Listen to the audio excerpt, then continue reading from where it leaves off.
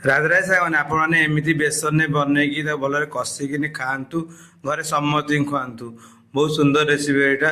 First ଏଠି ଆମେ ଗୋଟେ ବାଉଲରେ କିଛି ବେସନ ନେଇଯାଇଛେ, ଦହି ନେଇଯାଇଛେ। ଏଥର ଆମର ମସଲା ପକେଇଛେ, ଗୋଟା ଧନିଆ, ମେଥି ପତ୍ର, ଗରମ ମସଲା, ଜିରା ଗୁଣ୍ଡ, ହଳଦୀ ଗୁଣ୍ଡ, ଲଙ୍କା ଗୁଣ୍ଡ, ହେଙ୍ଗୁ, ଲୁଣ, କଞ୍ଚା ଲଙ୍କା, ଅଦାକୁ ଛେଚି ରଖି ତାକୁ ଦେଇଛେ।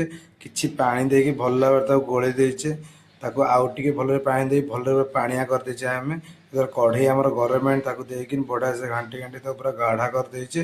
ଗୋଟେ ଥାଳିକି ଆମେ କାଢ଼ି ଦେଇଛେ, ଥାଳିରେ କିନ୍ତୁ ତେଲ ମାରିନି, ନର୍ମାଲରେ ଢାଳିବେ ହେଇଯିବ। ଏମିତି ଆମେ ଡାଇମଣ୍ଡ ସେପ୍ରେ ପୁରା ଭଲ ଭାବରେ କାଟି ଦେଇଛେ ବେସନ। କଢ଼େଇରେ ଆମେ କିଛି ତେଲ ନେଇଯାଇଛେ, ତେଲ ଆମର ଗରମ ଆଣି ସୋରିଷକୁ ଦେଇଛେ, ଜିରାକୁ ଦେଇଛେ, ତାକୁ ଭଲ ଭାବରେ ଫୁଟିବାକୁ ଟିକେ ଛାଡ଼ି ଦେଇଛେ। ତା ଦେହରେ ଆମେ କିଛି ପକେଇଛେ ଭୂଷଙ୍ଗା ପତ୍ର ଦେଇ ସେମ୍ ମସଲା ପକେଇ ଭଲ ଟିକେ କଷି ଦେଇଛେ। ଆମର ବେସନକୁ ଡାଇମଣ୍ଡ ସେପ୍ରେ କାଟି ତାକୁ ଦେଇ ଧନିଆ ପତ୍ର ବଢ଼ିଆ ସେ ପକେଇ ତାକୁ ଭଲ ଭାବରେ ଗୋଳେଇ ଦେଇଛେ।